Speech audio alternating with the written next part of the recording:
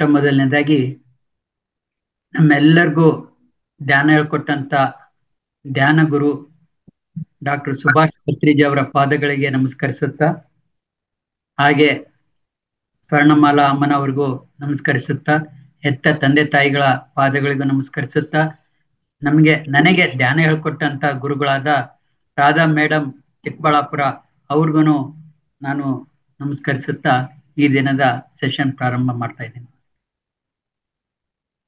So ಈ ದಿನದ topic ಬಂದು ಪುನರ್ಜನ್ಮಗಳು.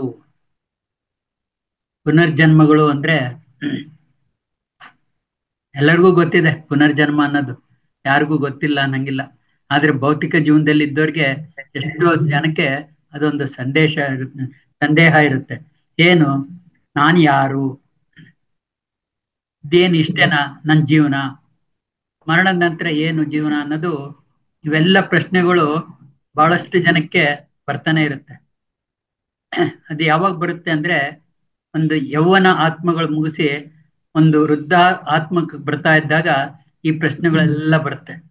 ಅದೇ ಒಂದು ಯೌವನದಲ್ಲಿದ್ದಾಗ ಅಥವಾ ಬಾಲಾವಸ್ಥೆಯಲ್ಲಿ ಇದು ಯಾವುದು ಬರೋದಿಲ್ಲ.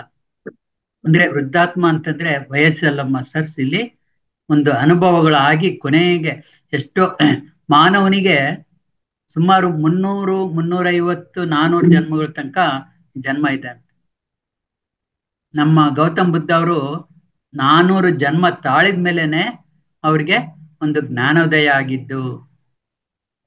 ಹಾಗೆ ಪತ್ರಿಜಿ ಸರ್ ಹೇಳ್ತಾ ಇದ್ರು, ನಾನು ಹಿಂದಿನ ಜನ್ಮದಲ್ಲಿ ಮುಸ್ಲಿಮ್ಸ್ ಆಗಿದ್ದೆ, ಕ್ರಿಶ್ಚಿಯನ್ಸ್ ಆಗಿದ್ದೆ, ಈ ತರ ಎಲ್ಲಾ ಧರ್ಮಗಳಲ್ಲೂ ಹೋಗಿ ಬಂದು ಈಗ ನಾನು ಈ ಬ್ರಾಹ್ಮಣ ಕುಟುಂಬದಲ್ಲಿ ಜನಿಸಿದ್ದೀನಿ ಅಂತನೂ ಪತ್ರಿಜಿ ಸರ್ ಹೇಳ್ತಾ ಇದ್ರು. ಅಂದ್ರೆ ಇದರ್ಥ ಅವರು ಅನೇಕ ಜನ್ಮಗಳನ್ನು ತಾಳಿದ್ದಾರೆ. ಇದಕ್ಕೆ ಹೇಳ್ಬೇಕು ಅಂತಂದ್ರೆ ಬಹಳಷ್ಟು ಪುರಾವೆಗಳು ಇದ್ದಾವೆ ಪುನರ್ಜನ್ಮ ಅನ್ನೋದಕ್ಕೆ. ಆದ್ರೆ ಕೆಲವರು ನಂಬ್ತಾರೆ, ಕೆಲವರು ನಂಬೋದಿಲ್ಲ. ಈಗ ನಾವು ಸಹಜವಾಗಿ ನೋಡ್ತಾ ಇದ್ದೀವಿ, ಅದ್ಭುತ ಅದ್ಭುತ ಅಂತೇಳಿ ಟಿವಿಯಲ್ಲಿ ಬರ್ತಾ ಇರುತ್ತೆ, ನೋಡಿದೀವಿ ನಾವು. 8 ವರ್ಷದ ಹುಡುಗ ಕಂಪ್ಯೂಟರ್ ಆಪರೇಟ್ ಮಾಡ್ತಾನೆ, ಅವನಿಗಿನ್ನು ABCDನೂ ಸರಿಯಾಗಿ ಪ್ರೊನೌನ್ಸಿಯೇಷನ್ ಮಾಡಕ್ ಬರಲ್ಲ, ಹೇಳಕ್ ಬರಲ್ಲ. 8 ವರ್ಷ 6 ವರ್ಷದ ಹುಡುಗರು ಕಂಪ್ಯೂಟರ್ ಆಪರೇಟ್ ಮಾಡ್ತಾ ಇದ್ದಾರೆ. ಹಾಗೆ ಸಂಗೀತ ಹೇಳ್ತಾರೆ, ಸಂಗೀತ ಜ್ಞಾನ ಇಲ್ದವರು ಸಂಗೀತ ಕೂಡ ಹೇಳ್ತಾ ಇದ್ದಾರೆ. ಅದೇ ರೀತಿ ಎಷ್ಟೋ ತರ ತಬಲಾ ಆಗ್ಲಿ, ಇನ್ನೊಂದು ವೇದಾಂತ ಹೇಳೋದಾಗ್ಲಿ, ಇವೆಲ್ಲವನ್ನು ಅವ್ರಿಗೆ ಬರ್ತಾ ಇರುತ್ತೆ. ಒಂದು 5-6 ವರ್ಷದ ಹುಡುಗರು ಇದ್ದಾಗ್ನೆ, 10 ವರ್ಷದ ಹುಡುಗರು ಇದ್ದಾಗ್ನೆ ಅವೆಲ್ಲ ಬರ್ತಾ ಇರುತ್ತೆ. ಅದಕ್ಕೆಲ್ಲ ಕಾರಣ ಏನು ಮಾಸ್ಟರ್ಸ್? ಸಾಧನೆ. ಹಿಂದಿನ ಜನ್ಮದಲ್ಲಿ ಅವ್ರು ಮಾಡಿರ್ತಕ್ಕಂಥ ಸಾಧನೆನೇ ಅದು ಕಾರಣ ಆಗುತ್ತೆ. ಅದು ಬಿಟ್ರೆ ಬೇರೆ ಏನಿಲ್ಲ. ಸಾಧನೆ ಮಾಡ್ತಾ ಹೋಗ್ತಾರೆ. ಸಾಧನೆ ಸುಮ್ಮನೆ ಒಂದು ಅರ್ಧ ಗಂಟೆ 1 ಗಂಟೆ ಅಲ್ಲ, ಗಂಟೆಗಟ್ಟಲೆ ಸಾಧನೆ ಮಾಡ್ತಾ ಹೋಗ್ತಾರೆ. ಅಪಾರವಾದ ಜ್ಞಾನನೂ ಪಡಿತಾರಲ್ಲಿ. ಸೊ ಆ ತರ ಒಂದು ಜನ್ಮಗಳು ದಾಟ್ಕೊಂಡು ಅಂತಿಮ ಜನ್ಮ ಕೊನೆಯದಂತಲ್ಲ, ಕೊನೆಗೆ ಹತ್ತತ್ರ ಇರ್ತಕ್ಕಂಥ ಜನ್ಮಗಳಿಗೆ ಬಂದಾಗ ಇವೆಲ್ಲ ಅರಿವಾಗ್ತಾ ಹೋಗುತ್ತೆ. ಸೊ ಈ ಜನ್ಮ ಅಂದ್ರೇನು? ಜನ್ಮ ಅಂದ್ರೆ ಹುಟ್ಟು ಸಾವಿನ ಮಧ್ಯೆ ಜೀವನ ಮಾಡ್ತೀವಲ್ಲ, ಅದೇ ಜನ್ಮ, ಬೇರೆ ಏನು ಅಲ್ಲ. ಈ ಜೀವನ ಹೇಗಿರುತ್ತೆ ನಾವು ನೋಡಿದ್ದೀವಿ, ನಮ್ಮ ಜೀವನ ಯಾವ ತರ ಇದೆ ಅಂತ. ಸೊ ಈ ಭೂಮಿ ಮೇಲೆ ಬಂದಿರೋದು ಯಾತಕ್ಕೆ ಅಂತಂದ್ರೆ, ಎಲ್ಲರೂ ಬಂದಿರೋದು ಒಂದು ಅನುಭವ ಪಡೆಯಲಿಕ್ಕೆ ಮೊದಲನೇದಾಗಿ, ಎರಡನೇದಾಗಿ ಆನಂದ ಪಡೆಯೋದಕ್ಕೋಸ್ಕರ. ಆದ್ರೆ ಅವೆರಡನ್ನು ಹಿಂದ್ಗಡೆ ಇನ್ನೊಂದು ಕೂತ್ಕೊಂಡ್ಬರುತ್ತೆ, ಕರ್ಮ ಅನ್ನೋದು. ಕರ್ಮ ಅಂದ್ರೇನು? ಈ ಕರ್ಮದ ಜೊತೆಗೆ ಇನ್ನೂ ಒಂದು ವಿಚಾರ ತಿಳ್ಕೊಬೇಕಾಗಿರೋದು ಆತ್ಮ. ಈ ಆತ್ಮ ಅನ್ನೋದು ತಿಳ್ಕೊಂಡು ಆಮೇಲೆ ನಾವು ಕರ್ಮ ಪುನರ್ಜನ್ಮ ತಿಳ್ಕೊತೀವಿ. ಆತ್ಮ ಆತ್ಮ ಅಂದ್ರೆ ಈ ಭೌತಿಕ ಜೀವನದಲ್ಲಿರೋರು ಬಹಳಷ್ಟು ಜನ ಸತ್ ಮೇಲೇನೆ ಆತ್ಮ ಇದೆ ಅನ್ನೋದು ಗೊತ್ತಾಗೋದು. ಅಲ್ಲಿವರೆಗೂ ಆತ್ಮ ಅನ್ನೋದು ಹೊರಡೆ ಗೊತ್ತಿರಲ್ಲ, ಉಸಿರು ಅನ್ನೋದು ಗೊತ್ತಿರಲ್ಲ. ಉಸಿರು ಅನ್ನೋದು ಗೊತ್ತಿರುತ್ತೆ, ನೆನಪು ಮಾಡ್ಕೊಳ್ಳೋದು ಯಾವಾಗ ಅಂದ್ರೆ ಅವಾಗ ಲಾಸ್ಟ್ ಬ್ರೀತಿಂಗ್, ಇನ್ನ ಡೆತ್ ಆಗೋ ಸಮಯದಲ್ಲಿ ಉಸಿರು ಅನ್ನೋದು ನೆನಪು ಮಾಡ್ಕೋತಾರೆ. ಆದ್ರೆ ನಮ್ಮ ಜ್ಞಾನಿಗಳು ಪ್ರತಿ ದಿನನೂ ಈ ಜನ್ಮ ಸಾರ್ಥಕ ಮಾಡ್ಕೋಬೇಕು, ಆನಂದವಾಗಿರ್ಬೇಕು, ನಾನು ಅನುಭವಿಸ್ಬೇಕು, ಪ್ರತಿಯೊಂದು ಅನುಭವಿಸ್ಬೇಕು ಅಂತ ಒಂದು ತಪ್ಪನೆಯಲ್ಲಿ ಇರ್ತಾರೆ. ಸೊ ಆತ್ಮ ಅಂದ್ರೆ ಒಂದು ಚೈತನ್ಯ ಶಕ್ತಿ. ಆ ಚೈತನ್ಯ ಶಕ್ತಿ ಒಂದು ಸತ್ಯ ಲೋಕದಲ್ಲಿ ಮೇಲೆ ತೇಲ್ಕಂತ ಪ್ರವಾಹದಂಗೆ ಹರ್ಕಂತ ಹೋಗ್ತಾ ಇರ್ತವೆ. ಆ ಒಂದು ಪ್ರವಾಹ ಹೋಗ್ಬೇಕಾದ್ರೆ ಒಂದು ಕೆಳಗಡೆ ನೋಡಿದಾಗ ಈ ಒಂದು ಅದ್ಭುತವಾದ ಒಂದು ಭೂಲೋಕ ಕಾಣುತ್ತೆ. ಸುಂದರವಾದ ಲೋಕ, ದುಂಡುಗಿದೆ, ಬೆಳಕಿದೆ, ಸೂರ್ಯ ಚಂದ್ರರ ಬೆಳಕಿದೆ, ಒಂದು ಪ್ರಕೃತಿಯಿಂದ ಕೂಡಿರ್ತಕ್ಕಂಥದ್ದು, ಆಕಾಶ, ಮಳೆ, ಭೂಮಿ, ಅಗ್ನಿ ಎಲ್ಲದಿಂದ ತುಂಬಿರ್ತಕ್ಕಂಥ ಒಂದು ಸುಂದರವಾದ ಈ ಒಂದು ಭೂಮಿನೂ ಮೇಲ್ಗಡೆ ಇರ್ತಕ್ಕಂಥ ಚೈತನ್ಯ ಶಕ್ತಿ ನೋಡುತ್ತೆ. ಆಹಾ, ಈ ಭೂಮಿ ಬೇರೆ ಗ್ರಹಗಳಿಗಿಂತ ಬಹಳ ಅದ್ಭುತವಾಗಿ ಸುಂದರವಾಗಿದೆ ಅಂತ ವರ್ಣಿಸಿದ್ದಾರೆ. ಇಂಥ ಒಂದು ಅದ್ಭುತವಾದ ಭೂಲೋಕದಲ್ಲಿ ಹೋಗಿ ಆನಂದಿಸ್ಬೇಕು, ಒಂದು ಅನುಭವ ಪಡಿಬೇಕು, ಅಲ್ಲಿ ಹೇಗಿದೆ ಅಂತೇಳಿ ಅವು ಭೂಮಿ ಮೇಲೆ ಬರ್ಲಿಕ್ಕೆ ಇಷ್ಟಪಡುತ್ತೆ. ಆ ಬೆಳಕು ಅವಾಗ ಒಂದು ಗುಂಪಾಗಿ ರೆಡಿಯಾಗಿ ಹೊರಗಡೆ ಬರುತ್ತೆ ಆ ಒಂದು ಪ್ರವಾಹದಿಂದ. ಅವಾಗ ಅಲ್ಲಿರ್ತಕ್ಕಂಥ ಮಾಸ್ಟರ್ಸ್ ಹೇಳ್ತಾರೆ, ನೀನು ಭೂಮಿ ಮೇಲೆ ಹೋಗ್ತಾ ಇದೀಯಾ, ಒಂದು ಕಾಂತಿಯೊಂದಿಗೆ ಇದೀಯಾ, ಚೈತನ್ಯ ಶಕ್ತಿಯೊಂದಿಗೆ ಇದೀಯಾ, ನೀನು ಈಗ ಭೂಮಿ ಮೇಲೆ ಹೇಗೆ ಹೋಗ್ತೀಯೋ ಅದೇ ತರ ನೀನು ಭೂಮಿಯಿಂದ ಮೇಲಕ್ಕೆ ಬರಬೇಕು, ಇಲ್ಲ ಅಂದ್ರೆ ನಿನಗೆ ಜಾಗ ಇಲ್ಲ ಅಂತ ಕಂಡೀಷನ್ ಆಗಿ ಕಳಿಸ್ತಾರೆ. ನೀನು ಹೋಗ್ತಿರೋದು ಅಲ್ಲಿ ಅನುಭವ ಪಡೆಯೋದಕ್ಕೋಸ್ಕರ ಅಂತ ಹೇಳಿ ಕಳಿಸ್ತಾರೆ. ಓಕೆ ಅಂತ ಒಪ್ಕೊಂಡು ಭೂಮಿಗೆ ಬರುತ್ತೆ. ಭೂಮಿ ಹತ್ರ ಬಂದಾಗ ಆ ಭೂತಾಯಿ ನಿಲ್ಲಿಸ್ತಾಳೆ. ಅಮ್ಮ, ನೀವೆಲ್ಲ ಬರ್ತಾ ಇದ್ದೀರಾ, ಬಹಳ ಸಂತೋಷ. ನೀವು ಬಂದ್ರೆ ಹೀಗೆ ಹೋಗ್ಬಾರ್ದು, ನೀವು ಅನೇಕ ಜನ್ಮಗಳನ್ನು ತಾಳ್ಬೇಕು, ಅನೇಕ ರೀತಿಯ ನೀವು ಬರ್ತಿರೋದೇ ಅನುಭವ ಪಡೆಯೋದಕ್ಕೆ, ಭೂಮಿ ಮೇಲೆ ಎಲ್ಲಾ ತರ ಅನುಭವ ಪಡಿಬೇಕು. ನಿಮ್ಗೆ ಯಾವ ರೀತಿ ಜೀವನ ಇರಬೇಕು ಅನ್ನೋದು ನೀವೇ ಡಿಸೈಡ್ ಮಾಡ್ಕೊಳ್ಳಿ, ನಿಮ್ಗೆ ಫ್ರೀ ವಿಲ್ ಇದೆ, ಆ ಪ್ರಕಾರ ನೀವು ಡಿಸೈಡ್ ಮಾಡ್ಕೊಳ್ಳಿ. ಮತ್ತೆ ಒಂದು ಜನ್ಮದಿಂದ ಇನ್ನೊಂದು ಜನ್ಮಕ್ಕೆ ಹೋಗ್ಬೇಕಾದ್ರೆ, ಒಂದು ಲೈಫಿಂದ ಇನ್ನೊಂದು ಲೈಫ್ಗೆ ಹೋಗ್ಬೇಕಾದ್ರೆ ಹಿಂದಿಂದೆಲ್ಲ ಮರ್ತು ಹೋಗ್ಬೇಕು ಅನ್ನೋ ಒಂದು ಕಂಡೀಷನ್ ಇದೆ. ಇಷ್ಟೆಲ್ಲ ಕಂಡೀಷನ್ ಹಾಕಿದ್ಮೇಲೆ ನೀನು ಶುದ್ಧವಾಗಿ ಮತ್ತೆ ಹೋಗ್ಬೇಕು ಅನ್ನೋದು ಈ ಆತ್ಮಗಳಿಗೆ, ಈ ಬೆಳಕಿಗೆ ಅದು ಕಂಡೀಷನ್ ಆಗುತ್ತೆ. ಓಕೆ ಅಂತ ಹೇಳ್ಬಿಟ್ಟು ಆ ಗುಂಪಿಂದ ಬಂದಿರ್ತಕ್ಕಂಥ ಚೈತನ್ಯ ಶಕ್ತಿ ತುಂಡು ತುಂಡು ಪೀಸ್ ಆಗಿ ಭೂಮಿ ಮೇಲೆ ಬರುತ್ತೆ. ಆ ಗುಂಪಾಗಿ ಬಂದಿರೋದೇ ಪೂರ್ಣಾತ್ಮ. ಛಿದ್ರವಾಗಿ ಸಣ್ಣ ಸಣ್ಣ ಅಣುವಾಗಿ ಭೂಮಿ ಮೇಲೆ ಸಣ್ಣ ಸಣ್ಣ ಪೀಸಾಗಿ ಬರುತ್ತಲ್ಲ, ಅವೇ ಅಂಶಾತ್ಮ. ಈ ಅಂಶಾತ್ಮ ಮಾನವ ರೂಪದಲ್ಲಿ ದೇಹ ತಗೊಂಡು ಬರುತ್ತೆ. ಇದು ನಾವು ಆತ್ಮ ಶರೀರದೊಂದಿಗೆ ಭೂಮಿ ಮೇಲೆ ಬರ್ತೀವಿ.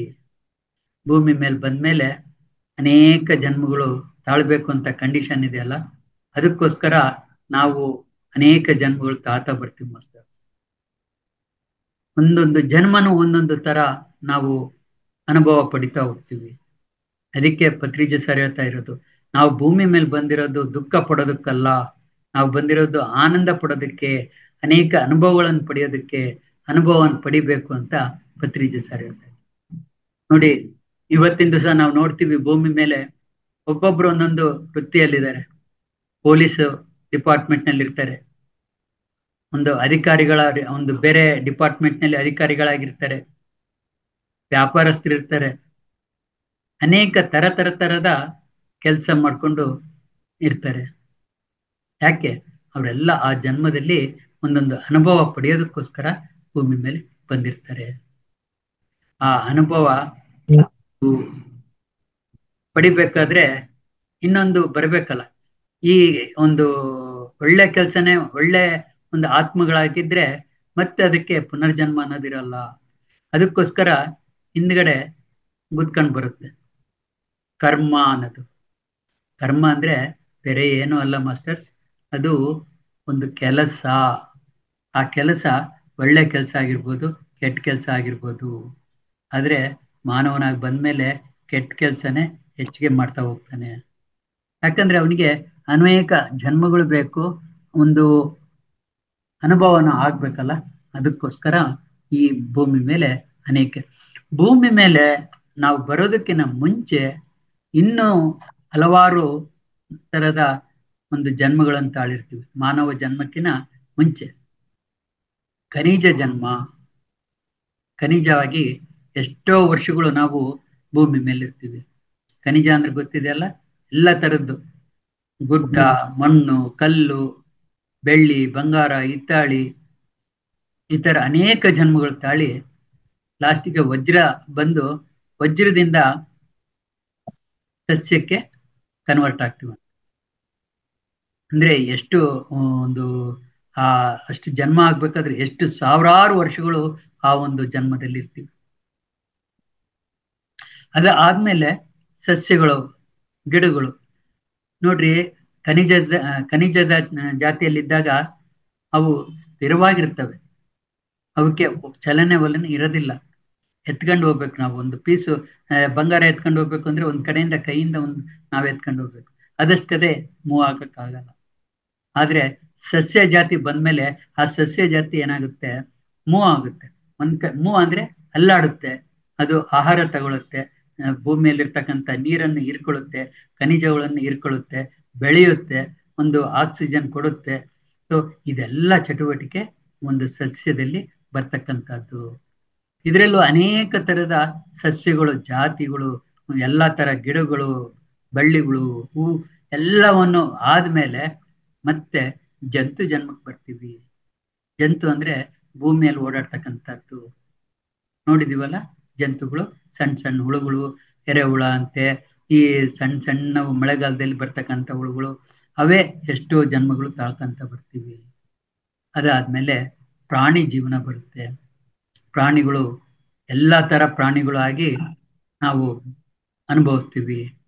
ನೋಡ್ರಿ, ಪ್ರಾಣಿಗಳಿಗೆ ಅದ್ರಲ್ಲೂ ಎರಡು ತರ ಇದೆ. ಒಂದು ಮಾಂಸಾಹಾರ ಪ್ರಾಣಿ, ಒಂದು ಸಸ್ಯಾಹಾರ ಪ್ರಾಣಿ.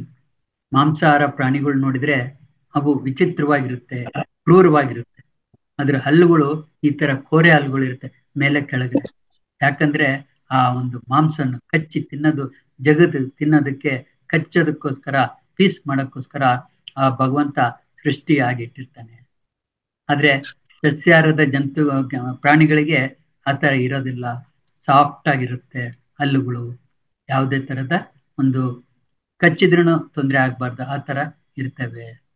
ಈ ತರ ಆ ಒಂದು ಜಾತಿ ಆದ್ಮೇಲೆ ಮಾನವ ಜಾತಿ ಬರ್ತಾನೆ. ಅದನ್ನೇ ಶಂಕರಾಚಾರ್ಯರು 84 ಲಕ್ಷ ಜೀವರಾಶಿಗಳನ್ನು ದಾಟಿ ಬಂದಂತ ಮಾನವ ಅಂತಂತ. ಇಷ್ಟೆಲ್ಲ ನಾವು ವರ್ಷಾನುವರ್ಷ ಆ ಸಾವಿರಾರು ವರ್ಷಗಳು ದಾಟಿದ್ಮೇಲೆ ಜನ್ಮಗಳು ಅನ್ನೋದು ಇದ್ದೇ ಅಲ್ಲ. ಅರ್ಥ ಆಗುತ್ತಲ್ಲ ಜನ್ಮ ಅಂದ್ರೆ?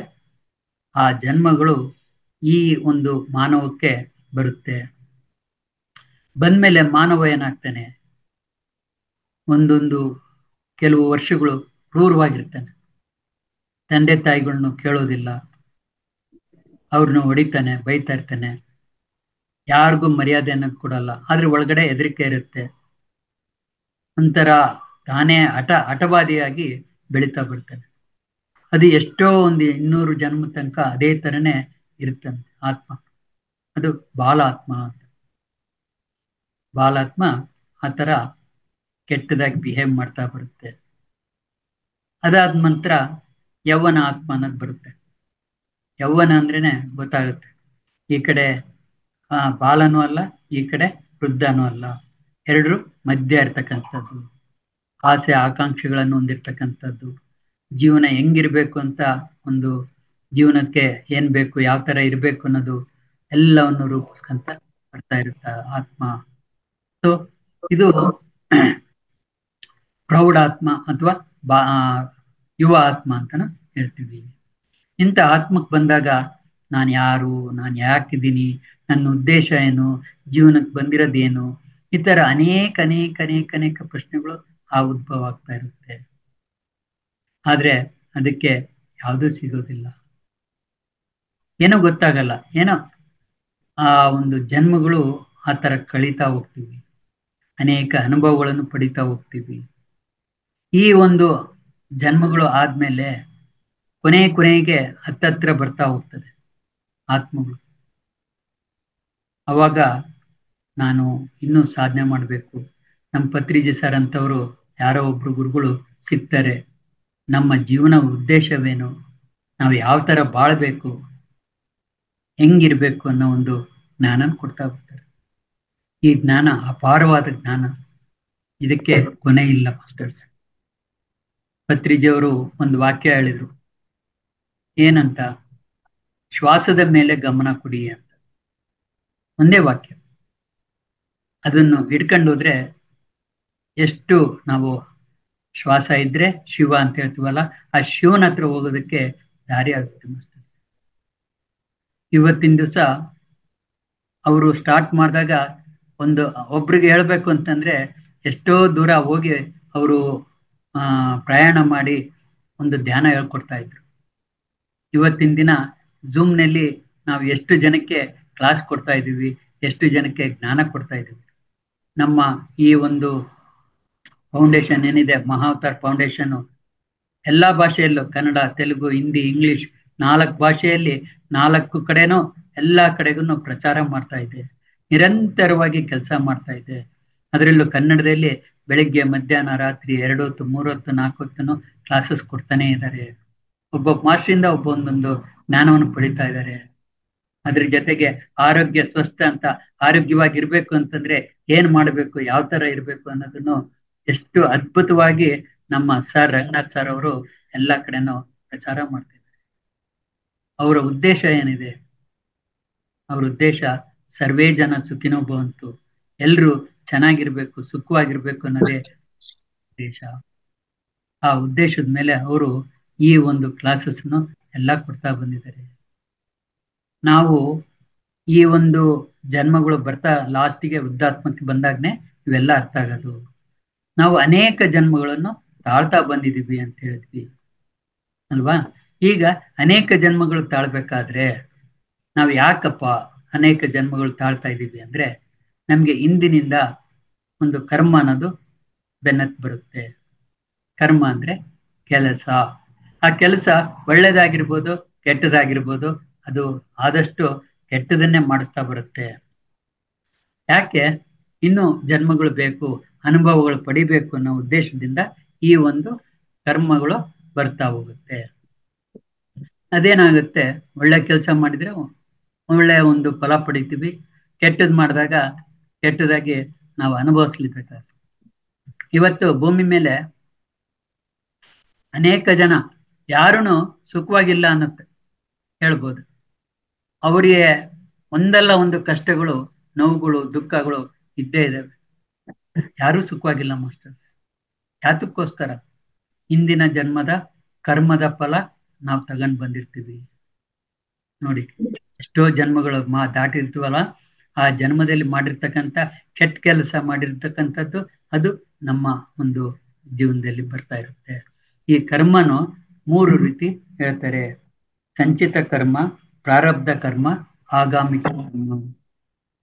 ಈಗ ಪ್ರಾರಬ್ಧ ಕರ್ಮ ನೋಡೋಣ. ಪ್ರಾರಬ್ಧ ಕರ್ಮ ಅಂದ್ರೆ ಹಿಂದಿನ ಜನ್ಮದಲ್ಲಿ ನಾವು ಮಾಡಿರ್ತಕ್ಕಂಥ ಏನಿದೆ ಕೆಲಸ, ಇದು ಕ್ಯಾರಿ ಆಗ್ತಾ ಹೋಗುತ್ತೆ, ಕ್ಯಾರಿ ಫಾರ್ವರ್ಡ್ ಆಗಿ ಬರುತ್ತೆ. ಈ ಜನ್ಮ ನಾವು ತಾಳೋದಕ್ಕಿಂತ ಮುಂಚೆ ಎಷ್ಟೋ ಜನ್ಮಗಳು ತಾಳಿರ್ತೀವಲ್ಲ, ಆ ಜನ್ಮದಲ್ಲಿ ಮಾಡಿರ್ತಕ್ಕಂಥ ಕರ್ಮ ಫಲ ಅದರಲ್ಲಿ ನಮ್ಮಲ್ಲಿ ಉಳಿಯುತ್ತೆ, ಆತ್ಮದಲ್ಲಿ ಉಳಿದಿರುತ್ತೆ. ಅದೇನಾಗುತ್ತೆ, ಒಂದು ಬಾಲ್ ಒಗೆದ್ರೆ ಗೋಡೆಗೆ ಅದು ಪುಟದು ಕೈಗೆ ಬರುತ್ತೆ. ಹಾಗೇನೆ ನಾವು ಏನ್ ಮಾಡಿರ್ತೀವೋ ಅದನ್ನ ನಾವು ಅನುಭವಿಸ್ಬೇಕು ಈ ಜನ್ಮದಲ್ಲಿ. ಸೊ ಈ ಅನುಭವಿಸ್ಬೇಕಾದ್ರೆ ನಾವು ಯಾವ ತರ ಇರುತ್ತೆ ಅಂತಂದ್ರೆ, ನಾವು ಈ ಒಂದು ಜನ್ಮ ದಾಟಿದಾಗ, ಒಂದೊಂದು ಜನ್ಮನ ದಾಟಿದಾಗ ನಾವು ಒಂದು ಆಕಾಶ್ ರಿಕಾರ್ಡ್ ಅನ್ನೋದಕ್ಕೆ ಹೋಗ್ತೀವಿ. ನಾನು ಲಾಸ್ಟ್ ಟೈಮ್ ಇದನ್ನೆಲ್ಲ ಹೇಳಿದ್ದೆ, ಆದ್ರೂ ಹೇಳ್ತಾ ಇದ್ದೀನಿ. ಆಕಾಶ್ ರಿಕಾರ್ಡ್ ಅನ್ನೋದು ಒಂದು ಮೇಲ್ಗಡೆ ನಮ್ಮ ಆತ್ಮ ಪ್ರತಿದಿನ ರಾತ್ರಿ ಹೋಗಿ ಅಲ್ಲಿ ಬರೆದು ಬರುತ್ತಂತೆ. ಬೆಳಗ್ಗೆಯಿಂದ ರಾತ್ರಿವರೆಗೂ ನಾವು ಏನೇನ್ ಕೆಲಸ ಮಾಡಿದೀವಿ, ಎಷ್ಟು ಜನಕ್ಕೆ ಒಳ್ಳೇದ್ ಮಾಡಿದೀವಿ, ಎಷ್ಟು ಜನಕ್ಕೆ ಕೆಟ್ಟದ್ ಮಾಡಿದೀವಿ ಅನ್ನೋದು ಅಲ್ಲಿ ರಿಕಾರ್ಡ್ ಆಗಿ ಬರುತ್ತೆ. ಆ ರಿಕಾರ್ಡ್ ಆಗಿರೋದು ಅಲ್ಲಿರುತ್ತೆ. ಸೊ ಆ ರಿಕಾರ್ಡ್ ಆಗಿರೋದನ್ನು ನಾವು ಈ ಒಂದು ಬಾಡಿ ವೆಕೆಟ್ ಮಾಡಿದ್ಮೇಲೆ ಅಲ್ಲಿಗೆ ಹೋಗಿ ಆ ರೆಕಾರ್ಡ್ ನೋಡುತ್ತೆ. ಏನು, ನಾನು ಯಾರು, ಎಲ್ಲಿದ್ದೆ, ಎಷ್ಟೋ ಜನ್ಮಗಳು ತಾಳಿರುತ್ತಲ್ಲ, ಒಂದು 250 350 ಜನ್ಮ ತಾಳಿರುತ್ತಲ್ಲ, ಆ ಜನ್ಮದ ಎಲ್ಲಾ ರಿಕಾರ್ಡನ್ನು ಅದ್ರ ನೋಡ್ಕೊಳ್ಳುತ್ತೆ. ಸೊ ಸಾರಿ ಮಾಸ್ಟರ್ಸ್, ಭೂಮಿ ಮೇಲೆ ನಾವು ಹೋಗಿರೋದು ಯಾತಕ್ಕೆ? ಒಂದು ಅದ್ಭುತವಾದ ಕಾರ್ಯಕ್ಕಾಗಿ ಹೋಗಿರ್ತೀವಿ. ಆನಂದ ಪಡಿಬೇಕು, ಅನುಭವ ಪಡಿಬೇಕು ಅಂತ. ಆದ್ರೆ ನಾವು ಮಾಡಿದ್ದೆಲ್ಲ ಕೆಟ್ಟ ಕೆಲಸ ಮಾಡಿದ್ದೀನಲ್ಲ, ಎಂತ ಕೆಲಸ ಆಯ್ತಪ್ಪ, ನಾನು ಮತ್ತೆ ಒಳ್ಳೆ ಕೆಲಸ ಮಾಡ್ಬೇಕು, ಇದಕ್ಕೆ ನಾನು ಪಶ್ಚಾತ್ತಾಪ ಪಟ್ಟು ಅದೇ ತರ ನಾನು ಅನುಭವಿಸ್ಬೇಕು ಅನ್ನೋ ಒಂದು ಮನಸ್ಸಿಗೆ ಆ ಆತ್ಮಕ್ಕೆ ಬಂದಾಗ ಆತ್ಮ ಏನ್ ಮಾಡುತ್ತೆ, ಇಂದಿನ ಜನ್ಮದಲ್ಲಿ ಇರ್ತಕ್ಕಂಥ ಆತ್ಮಗಳನ್ನು ಏನೇನು ಕೆಟ್ಟದ್ ಮಾಡಿದ್ದ ಒಳ್ಳೇದ್ ಮಾಡಿರ್ತೀವಲ್ಲ, ಆ ಆತ್ಮಗಳ ಜೊತೆ ಸಂಭಾಷಣೆ ನಡೆಸುತ್ತೆ. ಏನು, ನಾನು ಈ ತರ ಭೂಮಿ ಮೇಲೆ ಹೋಗ್ತಾ ಇದ್ದೀನಿ, ಮತ್ತೆ ನಾನು ಒಳ್ಳೆ ಕೆಲಸ ಮಾಡ್ಬೇಕು, ಅದಕ್ಕೆ ನಿಮ್ಗೆ ನಾನು ಏನ್ ಕೆಟ್ಟ ಕೆಲಸ ಮಾಡಿ ನಿಮ್ಗೆ ಕರ್ಮ ಕೊಟ್ನೋ, ಏನೋ ಒಂದು ತೊಂದರೆ ಕೊಟ್ನೋ, ಆ ತೊಂದರೆ ನೀವು ನನಗ್ ಕೊಡ್ಬೇಕು ಈ ಜನ್ಮದಲ್ಲಿ ಅಂತ. ನಾನು ಯಾರಿಗೆ ಒಳ್ಳೇದ್ ಮಾಡಿದ್ನೋ ಅವ್ರು ನನಗೆ ಒಳ್ಳೇದ್ ಮಾಡ್ಬೇಕು ಅಂತ ಎಲ್ಲ ತರದ ಒಂದು ಲೈಫ್ ಡಿಸೈನ್ ಆಗ್ತಾ ಹೋಗುತ್ತೆ. ಯಾವಾಗ ಲೈಫ್ ಡಿಸೈನ್ ಆಗುತ್ತೋ ಅವಾಗ ಏನಾಗುತ್ತೆ, ಆತ್ಮ ಒಂದು ಇನ್ನೊಂದು ಉನ್ನತವಾದ ಲೋಕಕ್ಕೆ ಹೋಗಿ ಅಲ್ಲಿ ಆ ಒಂದು ಭೂಮಿ ಮೇಲೆ ಹೋಗ್ಬೇಕು, ನಾನು ಈ ತರ ಮಾಡ್ಬೇಕು ಅಂತ ಒಂದು ತಂದೆ ತಾಯಿನ ಯಾರು, ಸ್ನೇಹಿತರು ಯಾರು, ಬಂಧು ಬಳಗ ಯಾರು, ಎಲ್ಲರನ್ನೂ ನಾನು ಡಿಸೈನ್ ಮಾಡ್ಕೊಂಡು ಈ ತರ ಮಾಡ್ಕೊಂಡಿದೀನಿ ಅಂತ ತಿಳಿಸಿದಾಗ ಅಲ್ಲಿರ್ತಕ್ಕಂಥ ಮಾಸ್ಟರ್ಸ್, ಹಾಸ್ಟೆಲ್ ಮಾಸ್ಟರ್ಸ್, ಅವರು ಪ್ಲೀಡಿಯನ್ಸ್ ಅಂತ ಹೇಳ್ತಾರೆ ಅವ್ರನ್ನ. ಆ ಪ್ಲೀಡಿಯನ್ಸ್ ಮಾಸ್ಟ್ರು ಆ ತಂದೆ ತಾಯಿಯ ಗರ್ಭದಲ್ಲಿ ಹೋಗಿ ಒಂದು ಶಿಶುವನ್ನು ಉತ್ಪತ್ತಿ ಮಾಡ್ತಾರೆ. ಆ ಶಿಶು ಏನಾಗುತ್ತೆ, ಒಂದು 9 ತಿಂಗಳಿಗೆ ಹೊರಗಡೆ ಬರುತ್ತೆ. ಒಂದು 6 ತಿಂಗಳಿಗೆ ಆ ಆತ್ಮ ಆ ಶಿಶುವಿನ ಗರ್ಭಕ್ಕೆ ಸೇರ್ಕೊಂಡು 9ನೇ ತಿಂಗಳಿಗೆ ಹೊರಗಡೆ ಬರುತ್ತೆ. ಸೊ ಹೊರಗಡೆ ಬಂದ್ಮೇಲೆ ಆ ಒಂದು ಜೀವನ ಚೇಂಜ್ ಆಗ್ತಾ ಹೋಗುತ್ತೆ. ಆ ಭೂಮಿ ಮೇಲೆ ಬಂದ್ಮೇಲೆ ಏನೋ ಅದು ಡಿಸೈನ್ ಮಾಡ್ಕೊಂಡು ಬಂದಿರುತ್ತೋ ಆ ಡಿಸೈನ್ ಎಲ್ಲ ಮರ್ತು ಹೋಗುತ್ತೆ. ಹೇಳಿದ್ನಲ್ಲ, ಭೂಮಿಯ ಒಂದು ಏನಿದೆ ಕಂಡೀಷನ್ ಇದೆ ಅಲ್ಲ, ಈ ಜನ್ಮಕ್ಕೆ ಬರ್ಬೇಕಾದ್ರೆ ಹಿಂದಿನ ಜನ್ಮದ್ ಮರ್ತು ಹೋಗ್ಬೇಕು, ಈ ಮುಂದಿನ ಜನ್ಮಕ್ಕೆ ಹೋಗ್ಬೇಕಾದ್ರೆ ಹಿಂದಿನ ಜನ್ಮದ್ ಮರಿಬೇಕು, ಈ ತರ ಅನೇಕ ಕಂಡೀಷನ್ಸ್ ಹಾಕಿತ್ತಲ್ಲ, ಅದೇ ಪ್ರಕಾರ ಆ ಒಂದು ಕರ್ಮ ಇದಾಗಿ ಹೋಗುತ್ತೆ. ನಾವು ಈ ಜನ್ಮಕ್ಕೆ ಬರ್ಬೇಕಾದ್ರೆ ಹಿಂದಿನ ಜನ್ಮದ ಒಟ್ಟು ಕರ್ಮದಲ್ಲಿ, ಟೋಟಲ್ ಕರ್ಮದಲ್ಲಿ 25% ಕರ್ಮ ಕ್ಯಾರಿ ಮಾಡ್ಕೊಂಡು ಬಂದಿರ್ತೀವಿ. ಆ 25% ಕ್ಯಾರಿ ಮಾಡಿರೋದೇ ಈ ಜೀವನದಲ್ಲಿ ನಾವು ಅನುಭವಿಸ್ತಾ ಇರ್ತೀವಿ. ಅದನ್ನೇ ನಮ್ಗೆ ಈ ಜನ್ಮದಲ್ಲಿ ತಡೆಯೋದಕ್ಕಾಗಲ್ಲ. ನಾನು ಏನ್ ಮಾಡಿದ್ನಪ್ಪ, ಎಷ್ಟು ಕಷ್ಟ ಪಡ್ತಾ ಇದ್ದೀನಿ, ಪ್ರತಿಯೊಬ್ರು ಹೇಳೋದು ಇಷ್ಟೇ, ನನ್ನಷ್ಟು ಕಷ್ಟ ಯಾರೂ ಪಟ್ಟಿಲ್ಲ, ಎಲ್ರೂ ಸುಖವಾಗಿದ್ದಾರೆ, ನಾನೇ ಕಷ್ಟ ಪಡ್ತಿರೋದು ಅಂತ ಪ್ರತಿಯೊಬ್ರು ಹೇಳ್ತಾರೆ. ಅದನ್ನೇ ಎಲ್ಲರ ಮನೆ ದೋಸೆ ತೂತೆ ಅಂತಾನು ಹೇಳ್ತಾರಲ್ಲ ಮಾಸ್ಟರ್ಸ್. ಹಾಗೆ ಪ್ರತಿಯೊಬ್ರು ಒಂದೊಂದು ಕರ್ಮ ಅನ್ನೋದು ಕಟ್ಕೊಂಡೆ ನಾವು ಭೂಮಿ ಮೇಲೆ ಬಂದಿರ್ತೀವಿ. ಅದು 25% ಕರ್ಮ ಆಗಿರುತ್ತೆ. ಆಮೇಲೆ ಈ ಬಂದ್ಮೇಲೆ ನಮ್ಗೆಲ್ಲ ಮರ್ತೋಗಿರುತ್ತಲ್ಲ, ಆ ಕರ್ಮದ ಜೊತೆಗೆ ಮತ್ತೆ ಏನಾಗ್ತದೆ, ಒಂದು ಕರ್ಮ ಸೇರಿಸ್ತಾ ಹೋಗ್ತೀವಿ. ಅದೇ ಸಂಚಿತ ಕರ್ಮ. ಸಂಚಿತ ಕರ್ಮ ಅಂದ್ರೆ ಆಗಿರೋ ಕರ್ಮಕ್ಕೆ ಮತ್ತೆ ನಾವು ಸೇರಿಸ್ತಾ ಹೋಗ್ತೀವಿ. ಒಟ್ಟು ಈಗ ಓಪನಿಂಗ್ ಬ್ಯಾಲೆನ್ಸ್, ಕ್ಲೋಸಿಂಗ್ ಬ್ಯಾಲೆನ್ಸ್ ಎರಡು ಸೇರಿಸಿದ್ರೆ ಏನಾಗುತ್ತಲ್ಲ, ಆ ತರ ಅಂಗತ ಕರ್ಮ ಒಂದು ಇನ್ನೊಂದು ಕರ್ಮ ಅದು ಬರುತ್ತೆ. ಅದನ್ನ ಆಗಾಮಿ ಕರ್ಮ.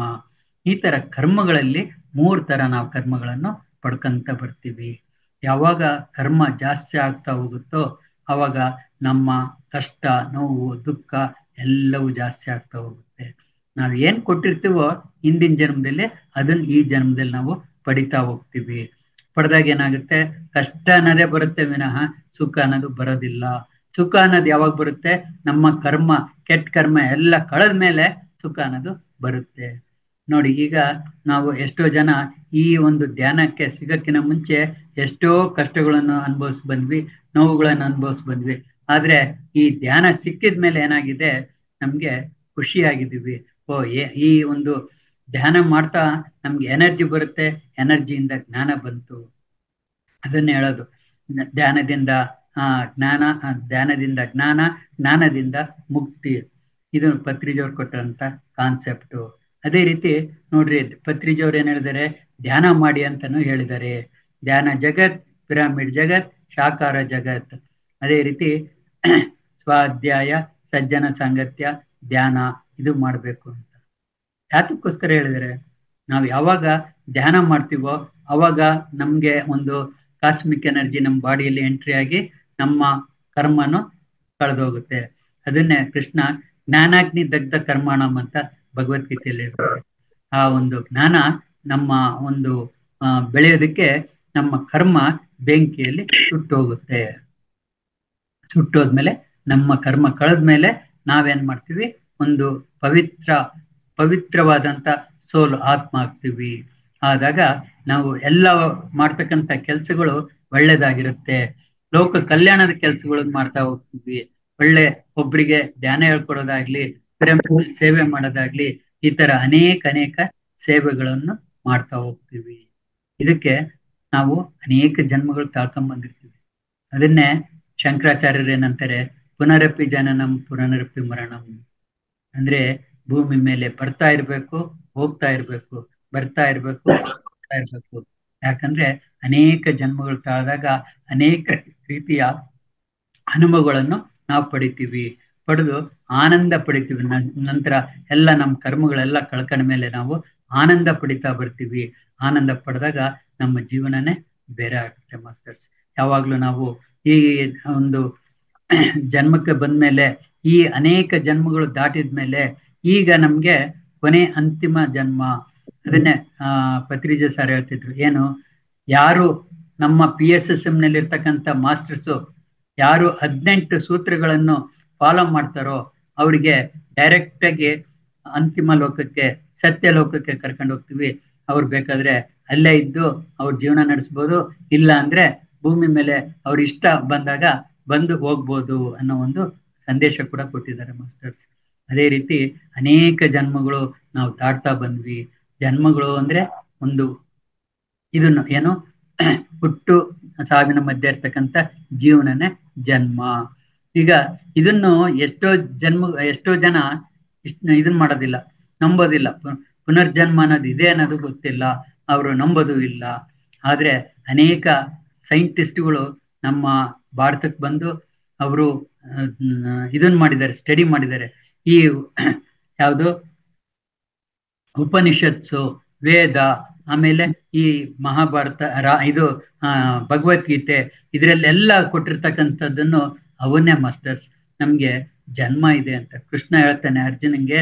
ಅರ್ಜುನ ನೀನು ಯೋಗಿ ಆಗು ಅಂತ ಹೇಳ್ತಾನೆ. ಯಾತಕ್ಕೋಸ್ಕರ ಅಂತಂದ್ರೆ ಅವನು ಯೋಗಿ ಆದ್ರೆ ಹಿಂದಿನ ಜನ್ಮದ ಎಲ್ಲ ನೋಡ್ಕೊಂಡು ಅವನು ಎಲ್ಲ ತನ್ನ ಜನ್ಮ ನೋಡ್ಕೊಂಡು ಜೀವನ ಮಾಡ್ಬೋದು, ಅವನು ಸುಖಮಯ ಜೀವನ ಮಾಡ್ಬೋದು, ಕೊನೆ ಜನ್ಮ ಆಗ್ಬೋದು. ನೀನು ಈಗ ನನ್ನ ನೋಡ್ತಾ ಇದೀಯಾ, ನಾನು ನಿನ್ನನ್ನು ಅನೇಕ ಜನ್ಮಗಳಿಂದ ಹಿಂದೆ ಎಷ್ಟೋ ವರ್ಷಗಳಿಂದ ನೀನ್ ನನಗೆ ತಿಳಿದಿದೀಯಾ, ಗೊತ್ತಿದೆಯೇ, ನಿನ್ ಜೊತೆ ನಾನು ಜೀವನ ಮಾಡಿದ್ದೀನಿ. ನಾನು ಧ್ಯಾನ ಸಾಧನೆ ಮಾಡಿ ನಾನು ಎಲ್ಲವನ್ನು ನೋಡ್ಕೊಂಡಿದ್ದೀನಿ. ನೀನು ಧ್ಯಾನ ಸಾಧನೆ ಮಾಡು, ಯೋಗಿ ಆಗು ಅಂತ ಶ್ರೀಕೃಷ್ಣ ಅರ್ಜುನನಿಗೆ ಹೇಳ್ತಾನೆ. ಆವಾಗ ಅರ್ಜುನ ತಾನು ಹೌದು ನಾನು ನೋಡ್ಕೋಬೇಕು ಅಂತ ಅವನನ್ನು ಸಾಧನೆಗೆ ಬರ್ತಾನೆ. ನೋಡಿ, ಇದೇ ತರ ಅನೇಕ ನಾವು ಜನ್ಮಗಳನ್ನು ನಮ್ಮ ಜನ್ಮಗಳನ್ನು ನಾವು ನೋಡ್ಕೊಂಡಿದೀವಿ. ಈಗ ನೀವು ಎಕ್ಸಾಂಪಲ್ ಹೇಳ್ತೀನಿ. ಪುನರ್ಜನ್ಮ ಅನ್ನೋದಕ್ಕೆ ವಾಲ್ಮೀಕಿ ಗುರುಗಳು ಗೊತ್ತಿದ್ದಾರೆ ನಮ್ಗೆ. ಅವರು ನನಗೆ ಮೊನ್ನೆ ರೀಸೆಂಟ್ ಆಗಿ ಈಗ 1 ತಿಂಗಳ ಕೆಳಗಡೆ ನಾನು ಧ್ಯಾನಕ್ಕೆ ಕೂತ್ಕೊಂಡಾಗ ಶಂಬಾಲ ಬಗ್ಗೆ ಹೆಚ್ಚಿನ ಮಾಹಿತಿ ಬೇಕು ಮಾಸ್ಟರ್ಸ್, ನನಗೆ ಕೊಡಿ ಅಂತ ಒಂದು ಪ್ರಶ್ನೆ ಹಾಕೊಂಡು ಕೂತ್ಕೊಂಡಿದ್ದೆ. ಅವಾಗ ವಾಲ್ಮೀಕಿ ಗುರುಗಳು ಕನೆಕ್ಟ್ ಆದ್ರು. ಅವರು ಹೇಳಿದ್ರು, ನಾನು ಶಂಬಾಲದಲ್ಲಿ ಅನೇಕ ವರ್ಷಗಳು ಧ್ಯಾನ ಸಾಧನೆ ಮಾಡಿದೆ, ತಪಸ್ಸು ಮಾಡಿದೆ. ಸಾಧನೆ ಮಾಡಿ ನನ್ನ 3ನೇ ಕಣ್ಣು ಉತ್ತೇಜನ ಆಯ್ತು. 3ನೇ ಕಣ್ಣು ಉತ್ತೇಜನ ಆದ್ಮೇಲೆ ಮುಂದೆ ನಡೀತಕ್ಕಂಥ ರಾಮಾಯಣ ಮಹಾಭಾರತ ನಾನು ಬರ್ದಿದ್ದೀನಿ ಅಂತ ತಿಳಿಸಿದ್ರು. ನೋಡಿ ಮಾಸ್ಟರ್ಸ್, ಅವರು ಜನ್ಮ ಯಾವ ತರ ಇದೆ ಅಂತ. ಅದೇ ರೀತಿ ಈ ಭೂಮಂಡಲ, ಈ ಒಂದು ಏನಿದೆ ಸೌರವ್ಯೂಹ, ಇದನ್ನು ಕಂಟ್ರೋಲ್ ಮಾಡ್ತಿರೋದೇ ನಮ್ಮ ಶಂಬಾಲದಿಂದ.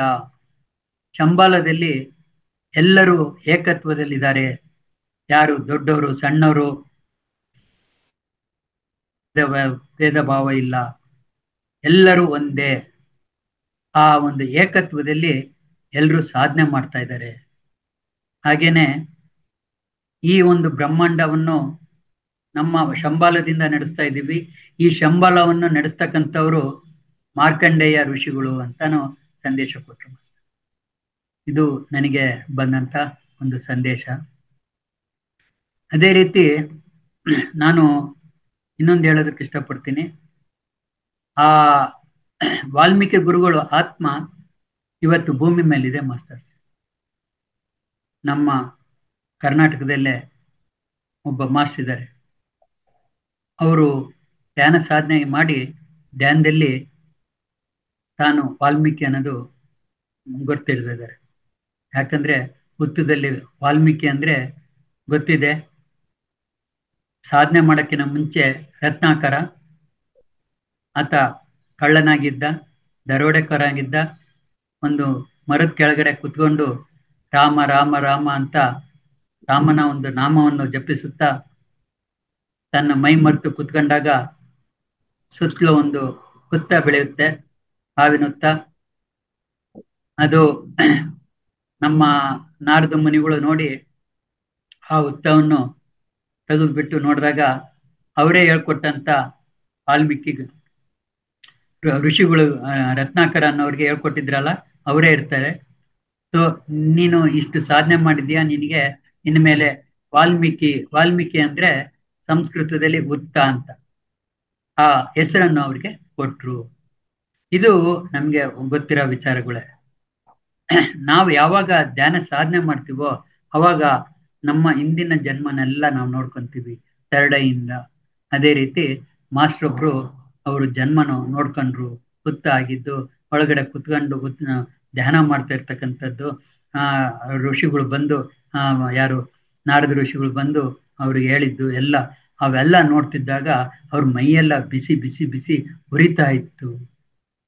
ಯಾತಕ್ಕೋಸ್ಕರ ಈ ತರ ಆಗ್ತಾ ಇದೆ ಅಂದ್ರೆ, ಆ ವಾಲ್ಮೀಕಿ ಹಿಂದೆ ಮಾಡ್ತಕ್ಕಂಥ ಅನೇಕ ಕರ್ಮ, ಕೆಟ್ಟ ಕೆಲಸ ಇದೆಯಲ್ಲ, ಆ ಕರ್ಮನು ಕಳ್ಕೊಳ್ಳೋದಕ್ಕೋಸ್ಕರ ಅವರು ಈಗ ಆ ಒಂದು ಭೂಮಿ ಮೇಲೆ ಅನೇಕ ನೋವುಗಳನ್ನು, ಕಷ್ಟಗಳನ್ನು ತಾಳ್ತಾ ಒಂದು ಆನಂದವಾದ ಜೀವನನು ಮಾಡ್ತಾ ಇದ್ದಾರೆ ಮಾಸ್ಟರ್. ಸೊ ಇದೇ ರೀತಿ ಅನೇಕ ಆತ್ಮಗಳಿದಾವೆ. ನಮ್ಮ ಪತ್ರಿಜಿ ಸರ್ ಅವ್ರ ತಾಯಿಯ ಆತ್ಮನು ಭೂಮಿ ಮೇಲಿದೆ. ಅದೇ ರೀತಿ ಅನೇಕ ಆತ್ಮಗಳು. ನಾನು ನನ್ನ ಆತ್ಮ ಎಲ್ಲಿಂದ ಬಂತು ಅಂತ ನೋಡ್ಕೊಂಡೆ ಮಾಸ್ಟರ್ಸ್. ನಂದು ನಾಗಲೋಕದಿಂದ ಬಂದಂತ ಆತ್ಮ ಅಂತ. ಈ ತರ ಅನೇಕ ಮಾಸ್ಟರ್ಸ್ ನಾವು ಧ್ಯಾನ ಸಾಧನೆ ಮಾಡ್ತಾ ಹೋದ್ರೆ ನಾವು ಯಾರು ಅನ್ನೋದು ಗೊತ್ತಾಗ್ತಾ ಹೋಗುತ್ತೆ. ಧ್ಯಾನ ಸಾಧನೆ ಮಾಡಿದಾಗ ನಮ್ಗೆ ಆ ಮಾಸ್ಟರ್ಸ್ ಕನೆಕ್ಟ್ ಆಗಿ, ನಮ್ಮ ಎನರ್ಜಿಗೆ ಕನೆಕ್ಟ್ ಆಗಿ ಅವ್ರು ಆ ಜನ್ಮಗಳನ್ನೆಲ್ಲ ತೋರಿಸ್ತಾ ಹೋಗ್ತಾರೆ. ಇದು ನಮ್ಮ ಹಿಂದಿನ ಜನ್ಮಗಳನ್ನ ನಾವೆಲ್ಲ ನೋಡ್ತಾ ಹೋಗ್ತೀವಿ. ಈ ರೀತಿಯಾಗಿ ನಮ್ಮ ಜೀವನ ಸುಗಮವಾಗಿ, ಆನಂದಮಯವಾಗಿ ಇರಬೇಕು ಅಂತಂದ್ರೆ ನಾವು ಧ್ಯಾನ ಸಾಧನೆ ಮಾಡಬೇಕು. ಅದ್ರ ಜೊತೆಗೆ ಸ್ವ ಅಧ್ಯಾಯ, ಸಜ್ಜನ ಸಾಂಗತ್ಯ. ಸ್ವ ಅಧ್ಯಾಯ ಮಾಡಿದಾಗನೆ ನಮ್ಗೆ ಅನೇಕ ವಿಚಾರಗಳು ಗೊತ್ತಾಗೋದು. ಅದೇ ರೀತಿ ನಾವು ಸತ್ಸಂಗನ ಮಾಡ್ತಾ ಹೋಗ್ಬೇಕು. ಅದೇ ಕೆಲಸ ನಮ್ಮ ಈ ಮಹಾವತಾರ್ ಫೌಂಡೇಶನ್ ಮಾಡ್ತಾ ಇರ್ತಕ್ಕಂಥ ಕೆಲಸ. ನೋಡಿ, ಈಗ ರಾತ್ರಿ 11 ಗಂಟೆಯಿಂದ ಬೆಳಗ್ಗೆ 4 ಗಂಟೆವರೆಗೂ 5 ಗಂಟೆಗಳ ಕಾಲ ಸತತವಾಗಿ ಯಾರು ಧ್ಯಾನ ಸಾಧನೆ ಮಾಡ್ತಿರೋ ಅಂತ ಮಾಡಿ ಅಂತ ಒಂದು ಕ್ಲಾಸ್ ಸ್ಟಾರ್ಟ್ ಮಾಡಿದ್ದಾರೆ ಈಗ. ಅದರಲ್ಲಿ ಎಷ್ಟೋ ಜನ ಝೂಮ್ ನಲ್ಲೂ ಇರ್ತಾರೆ, ಮತ್ತೆ ಝೂಮ್ ಆಫ್ ಮಾಡ್ಕೊಂಡು ಕೂಡ ಇರ್ತಾರೆ. ಎಷ್ಟೋ ಜನ ಈಗ ಸಾಧನೆ ಮಾಡ್ತಾ ಇದ್ದಾರೆ, ಅವರ ಅನುಭವಗಳು ಕೂಡ ಹಂಚ್ಕೊಳ್ತಾ ಇದ್ದಾರೆ ಮಾಸ್ಟರ್ಸ್. ಇದು ನಮ್ಮ ಪುನರ್ಜನ್ಮ, ಹಿಂದಿನ ಜನ್ಮಗಳದು ಈ ಜನ್ಮದ ಒಂದು ಸಿದ್ಧಾಂತ. ನಾವು ಈ ಜನ್ಮ ಕೊನೆ ಮಾಡ್ಕೋಬೇಕು ಅಂದ್ರೆ 18 ಸೂತ್ರಗಳನ್ನು ಫಾಲೋ ಮಾಡಬೇಕು. ಈ ರೀತಿಯಾಗಿ ನನಗೆ ಬಂದಂತ ಒಂದು ಪುನರ್ಜನ್ಮದ ಬಗ್ಗೆ ಎಲ್ಲ ವಿಚಾರಗಳು ತಿಳಿದಿರೋದು ಹೇಳ್ತಾ ಬಂದಿದ್ದೀವಿ ಮಾಸ್ಟರ್ಸ್. So thank you. ಇಷ್ಟೊತ್ತನ ಮಾತಾಡ್ಲಿಕ್ಕೆ ಅವಕಾಶ ಮಾಡಿಕೊಟ್ಟಂತ ಈ ಒಂದು ವೇದಿಕೆಗೆ ಆತ್ಮಪೂರ್ವಕವಾದ ಧನ್ಯವಾದಗಳನ್ನು ಅರ್ಪಿಸ್ತೀನಿ ಮಾಸ್ಟರ್ಸ್. ನೋಡಿ, ಥ್ಯಾಂಕ್ ಯು. ಇನ್ನೊಂದು ಹೇಳೋದಕ್ಕೆ ಇಷ್ಟಪಟ್ಟೆ. ನಮ್ಗೆಲ್ಲರಿಗೂ ಒಂದು ಸೀತಾಯಣ ಬುಕ್ ಕೊಟ್ಟಿದ್ದಾರೆ ಮಾಸ್ಟರ್, ಇದೆಯಲ್ಲ, ಎಲ್ಲರ ಹತ್ರನೂ ಇದೆಯಲ್ಲ. ಆ ಸೀತಾಯಣ ಬರ್ದಂತವ್ರು ಯಾರು, ಅವ್ರು ಎಲ್ಲಿಯವರು, ಅವ್ರು ಹೆಂಗ್ ಬರೆದ್ರು ಅನ್ನೋದು ಆ ಬುಕ್ಕಲ್ಲಿ ಅದ್ಭುತ ಇದೆ. ಅದು ಒಂದು ಪುನರ್ಜನ್ಮಕ್ಕೆ ಕಾರಣ ಆಗುತ್ತೆ ನೋಡ್ರಿ. ಅವರು ಹಿಂದಿನ ಜನ್ಮ ಎಲ್ಲ ನೋಡ್ಕೊಂಡು ಅವರು ಅಮೆರಿಕದಲ್ಲಿದ್ದವರು ಈ ಒಂದು ಭಾರತ ಪುಣ್ಯ ಭೂಮಿ ಬಂದು ಎಲ್ಲ ಕಡೆ ತಿರುಗಾಡ್ಕೊಂಡು ಸೀತಾಮಾತೆ ಜೊತೆಗೆ ಇದ್ದಿದ್ದು, ಅವರು ಸೇವೆ ಮಾಡಿದ್ದು ಎಲ್ಲವನ್ನು ನೆನ್ಪು ಬಂದು ಅವ್ರಿಗೆ. ಹೇಗ್ ಬಂತು? ಹಿಂದಿನ ಜನ್ಮದ್ದು 3ನೇ ಕಣ್ಣಿಂದ, ಅವ್ರ ಸಾಧನೆಯಿಂದ. ಇದು ಸುಮ್ಮನೆ ನಾನು ಒಂದು ಅರ್ಧ ಗಂಟೆ ಮಾಡಿದೆ ಸಾಧನೆ ಅಲ್ಲ ಮಾಸ್ಟರ್ಸ್. ನಾವು ಗಂಟೆಗಟ್ಲೆ ದಿನಗಟ್ಲೆ ಧ್ಯಾನಕ್ಕೆ ಕುತ್ಕೊಂಡಾಗ ಈ ಒಂದು ಆತ್ಮಜ್ಞಾನ ಅನ್ನೋದು ಸಿಗುತ್ತೆ. ಆ ಆತ್ಮಜ್ಞಾನ ಸಿಕ್ಕಾಗ ನಮ್ಗೆಲ್ಲವೂ ಅರಿವಾಗುತ್ತೆ. ಅದಕ್ಕೋಸ್ಕರ ಸಾಧನೆ ಮಾಡಬೇಕು ಅಂತ. ಅದನ್ನೇ ಪತ್ರಿಜಿಯವರು ರಾತ್ರಿ ಎಲ್ಲ ಸಾಧನೆಗೆ ಇಟ್ಕೊಡ್ರಿ, ಬೆಳಗ್ಗೆ ಎಲ್ಲ ಜೀವನ ನಡೆಸ್ರಿ ಅಂತ ಹೇಳ್ತಾ ಇದ್ರು. ಆದ್ರೆ ಟೈಮ್ ಸಿಕ್ಕಾಗ ಎಲ್ಲರೂ ಧ್ಯಾನ ಮಾಡಿ, ಧ್ಯಾನದಿಂದ ಒಂದು ಜ್ಞಾನವನ್ನು ಪಡೀರಿ ಅಂತ ಹೇಳ್ತಾ ನನ್ನ 2 ಮಾತುಗಳನ್ನು ಮುಗಿಸ್ತಾ ಇದ್ದೀನಿ. Thank you.